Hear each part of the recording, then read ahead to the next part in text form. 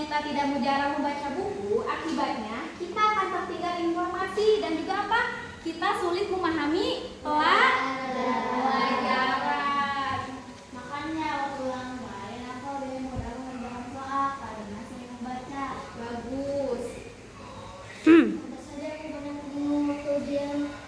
Aku juga kadang tidak paham saat mengerjakan soal. Karena literasi itu penting bukan hanya di sekolah tapi juga untuk kehidupan sehari-hari. Benar sekali. Nah, literasi itu penting bukan hanya apa? Bukan hanya di sekolah tetapi untuk kehidupan sehari-hari. Berarti membaca tidak hanya buku pelajaran saja. Iya, membaca bukan hanya buku pelajaran saja, tetapi buku apa tadi? Buku cerita, buku dongeng, ataupun buku pelajaran. Kalau begitu aku akan mulai lagi dengan membaca. Aku juga mau mulai membaca buku, Bu.